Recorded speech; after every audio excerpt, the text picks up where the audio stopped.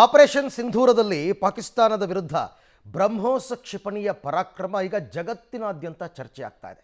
ಬ್ರಹ್ಮೋಸ್ ನಮಗೆ ಬೇಕು ಅಂತ ಬೇರೆ ಬೇರೆ ದೇಶದವರು ಸಾಕಷ್ಟು ಬೇಡಿಕೆಯನ್ನು ಭಾರತಕ್ಕೆ ಇಡ್ತಾ ಇದ್ದಾರೆ. ಭಾರತ ಕೂಡ ಸಕಾರಾತ್ಮಕವಾಗಿ ಸ್ಪಂದಿಸಿದೆ. ಪಾಕಿಸ್ತಾನದ ವಿರುದ್ಧ ಬ್ರಹ್ಮೋಸ್ನ ಪರಾಕ್ರಮ.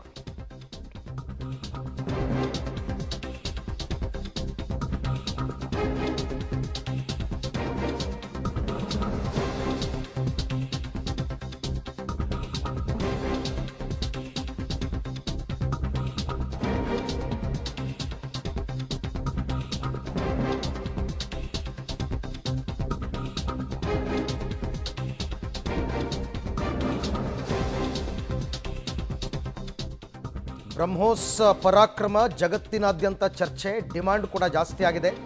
ಆಪರೇಷನ್ ಸಿಂಧೂರದ ಬಳಿಕ ಭಾರತದತ್ತ ಈಗ ಜಗತ್ತಿನ ಚಿತ್ತ ನೆಟ್ಟಿದೆ. ಯಾಕೆ ಅಂತಂದರೆ ಬ್ರಹ್ಮೋಸ್ಗಾಗಿ ಬೇಡಿಕೆಯನ್ನು ಇಡ್ತಾ ಇವೆ ರಾಷ್ಟ್ರಗಳ ಪಟ್ಟಿ. ಈಗ ದಿನದಿಂದ ದಿನಕ್ಕೆ ಆ ಪಟ್ಟಿ ದೊಡ್ಡದಾಗ್ತಾ ಇದೆ. ಬ್ರಹ್ಮೋಸ್ ಕ್ಷಿಪಣಿ ಬಗ್ಗೆ ತಲೆ ಕೆಡಿಸಿಕೊಂಡಿವೆ ಜಗತ್ತಿನ ಅನೇಕ ರಾಷ್ಟ್ರಗಳು. ಇದುವರೆಗೆ 18 ರಾಷ್ಟ್ರಗಳಿಂದ ಬ್ರಹ್ಮೋಸ್ಗೆ ಬೇಡಿಕೆ ಬಂದಿದೆ. ಅಂದರೆ ಬ್ರಹ್ಮೋಸ್ನ ಪರಾಕ್ರಮವನ್ನು ಈ ಬಾರಿ ನೋಡಿದ್ದಾರೆ. ಅದರ ಶಕ್ತಿ ಸಾಮರ್ಥ್ಯ ಏನು ಅಂತಕ್ಕಂಥದ್ದು ಗೊತ್ತಾಗಿದೆ. ಯಾಕೆಂದರೆ ಭೂಮಿಯಿಂದ ಕೇವಲ 5 ಮೀಟರ್ ಎತ್ತರದಲ್ಲಿ ಹಾರಿ ಶತ್ರುವಿನ ನೆಲೆಯನ್ನು ಹೊಡೆದುರುಳಿಸಬಲ್ಲ ಶಕ್ತಿ ಸಾಮರ್ಥ್ಯ ಬ್ರಹ್ಮೋಸ್ ಕ್ಷಿಪಣಿಗಿದೆ. ಬ್ರಹ್ಮೋಸ್ ಕ್ಷಿಪಣಿ ಆರಂಭದಲ್ಲಿ ರಷ್ಯಾ ಮತ್ತು ಭಾರತ ಜಂಟಿಯಾಗಿ ತಯಾರಿ ಮಾಡಿದ್ದು. ಈಗ ಭಾರತದ ಲಕ್ನೋದಲ್ಲಿ ಮೊನ್ನೆ ಒಂದು ಯೂನಿಟ್ ಕೂಡ ಉದ್ಘಾಟನೆ ಆಗಿದೆ.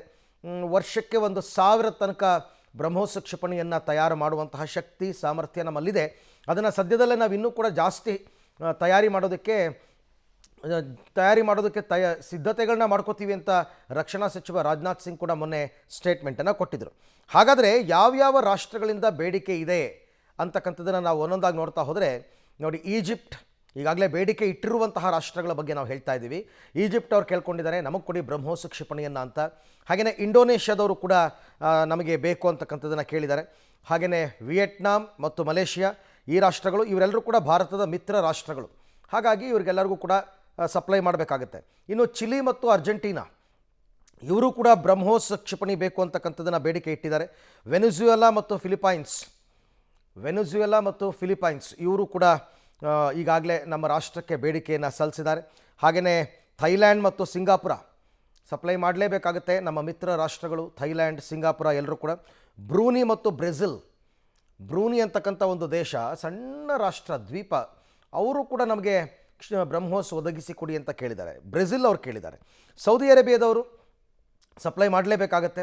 UAE ಅಂದರೆ ಯುನೈಟೆಡ್ ಅರಬ್ ಎಮಿರೇಟ್ಸ್ ಅವರು, ಖತಾರ್, ಒಮನ್ ನೋಡಿ ಇವೆಲ್ಲವೂ ಕೂಡ ಮುಸ್ಲಿಂ ರಾಷ್ಟ್ರಗಳು. ಎಲ್ಲಿಂದ? ಸೌದಿ ಅರೇಬಿಯಾ, UAE, ಖತಾರ್ ಮತ್ತು ಒಮನ್ ಇವೆಲ್ಲವೂ ಕೂಡ ಇಷ್ಟೂ ರಾಷ್ಟ್ರಗಳು ಈಗ ಬ್ರಹ್ಮೋಸ್ಗಾಗಿ ಬೇಡಿಕೆ ಇಟ್ಟಿವೆ.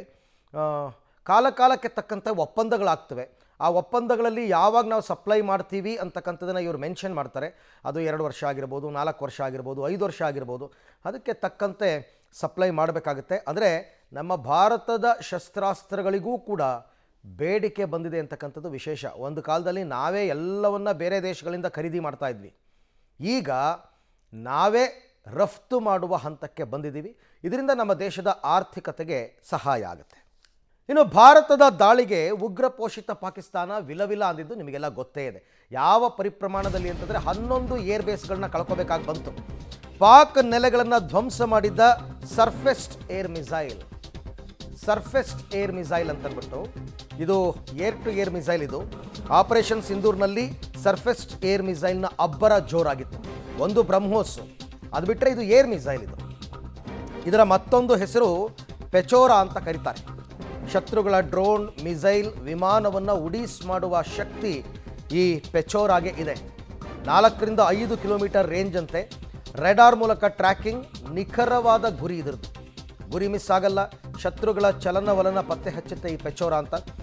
ಪಬ್ಲಿಕ್ ಟಿವಿಯಲ್ಲಿ ಸರ್ಫೆಸ್ಡ್ ಏರ್ ಮಿಸೈಲ್ನ ವಿಶೇಷತೆಯನ್ನು ನಿಮಗೆ ನಾವು ತಿಳಿಸ್ತೀವಿ.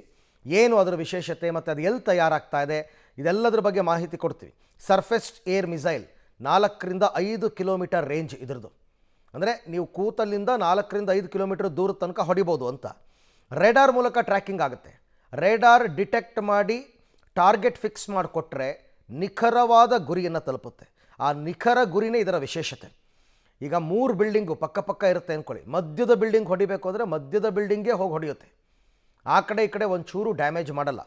ವಿಮಾನವನ್ನೇ ನಾಶ ಮಾಡುವ ಶಕ್ತಿ ಇದಕ್ಕಿದೆ.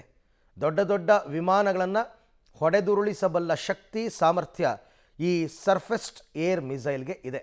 ಹಾಗಾದರೆ ಈ ಸರ್ಫೆಸ್ಡ್ ಏರ್ ಮಿಸೈಲ್ ಎಲ್ಲಿ ತಯಾರಾಗುತ್ತೆ, ಇದರ ಇನ್ನಷ್ಟು ವಿಶೇಷತೆಗಳು ಏನು, ಈ ಸರ್ಫೆಸ್ಡ್ ಏರ್ ಮಿಸೈಲ್ ಬಗ್ಗೆ ಇದನ್ನು ತಯಾರಿಸಿದ ಕಂಪನಿ ಅವರು ಏನು ಹೇಳ್ತಾರೆ, ಇದೆಲ್ಲವೂ ಕೂಡ ಬಹಳ ಇಂಪಾರ್ಟೆಂಟ್ ವಿಚಾರ. ನೋಡೋಣ ಅದರ ಬಗ್ಗೆ ಮಾಹಿತಿಯನ್ನು. ಆಪರೇಷನ್ ಸಿಂಧೂರ್ ಕಾರ್ಯಾಚರಣೆಯಲ್ಲಿ ಸರ್ಫೇಸ್ಡ್ ಏರ್ ಮಿಸೈಲ್ ಕೂಡ ಬಳಕೆಯಾಗಿದೆ ಅಂತ ಹೇಳಲಾಗ್ತಾ ಇದೆ. ಸೊ ಇದನ್ನು ಅಧಿಕೃತವಾಗಿ ಭಾರತೀಯ ಸೇನೆ ಹೇಳಿಲ್ಲ, ಆದರೆ ಇದು ತುಂಬ ನೇರವಾಗಿದೆ ಭಾರತೀಯ ಸೇನೆಗೆ. ಮತ್ತು ಈ ಒಂದು ಆಪರೇಷನ್ ಸಿಂಧೂರ್ ಕಾರ್ಯಾಚರಣೆಯಲ್ಲಿ ಕೂಡ ಇದರ ಬಳಕೆಯಾಗಿದೆ ಅಂತ ಹೇಳಲಾಗ್ತಾ ಇದೆ. ಪ್ರಮುಖವಾಗಿ ಇದು ರಷ್ಯಾ ನಿರ್ಮಿತ ಆಗಿರುವಂಥದ್ದು. ಭಾರತ ಇದನ್ನು ಖರೀದಿ ಮಾಡಿದೆ. ಅದಾದ ಬಳಿಕ ಅದನ್ನು ಅಪ್ಗ್ರೇಡ್ ಮಾಡುವಂಥ ಪ್ರಯತ್ನಗಳು ಮತ್ತು ಅಪ್ಗ್ರೇಡಿಂಗ್ ಸಿಸ್ಟಮನ್ನು ಕೂಡ ಭಾರತ ಮಾಡ್ತಾ ಇದೆ.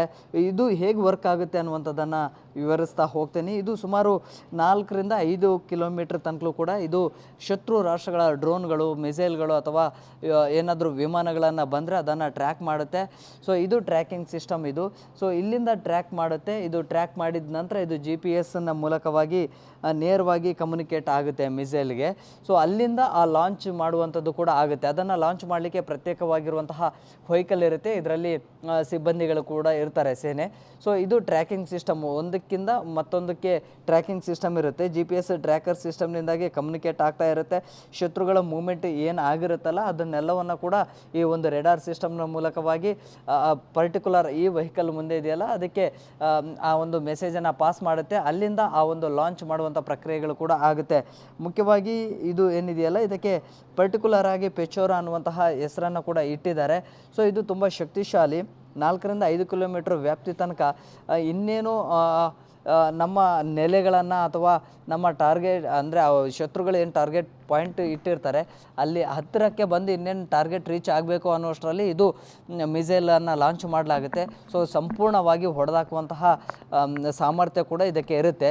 ಸೊ ಈ ಒಂದು ಸರ್ಫೇಸ್ಡ್ ಏರ್ ಮಿಸೈಲನ್ನು ಕೂಡ ಭಾರತೀಯ ಸೇನಾ ಕಾರ್ಯಾಚರಣೆಯಲ್ಲಿ ಇದನ್ನು ಬಳಕೆ ಮಾಡಲಾಗಿದೆ ಅನ್ನುವಂಥದ್ದು ಕೂಡ ಹೇಳಲಾಗ್ತಾ ಇದೆ, ಆದರೆ ಅಧಿಕೃತವಾಗಿ ಹೇಳಿಲ್ಲ. ಈ ಮೂಲಕವಾಗಿ ಸುಮಾರು ಬೇರೆ ಬೇರೆ ಮಿಸೈಲ್ಗಳನ್ನು ಕೂಡ ಜೊತೆಗೆ ಬೇರೆ ಬೇರೆ ಏರ್ ಡಿಫೆನ್ಸ್ ಸಿಸ್ಟಮ್ಗಳನ್ನು ಕೂಡ ಬಳಕೆ ಮಾಡಲಾಗಿತ್ತು. ಅದರ ಸಾಲಿನಲ್ಲಿ ಈ ಒಂದು ಸರ್ಫೇಸ್ಡ್ ಏರ್ ಮಿಸೈಲನ್ನು ಕೂಡ ಬಳಕೆ ಮಾಡಲಾಗಿದೆ ಅನ್ನುವಂಥದ್ದು ಕೂಡ ಹೇಳಲಾಗ್ತಾ ಇದೆ. ವಿಡಿಯೋ ಜರ್ನಲಿಸ್ಟ್ ಹನುಮಂತು ಜೊತೆ Prakash D Rampur, public TV, Bengaluru.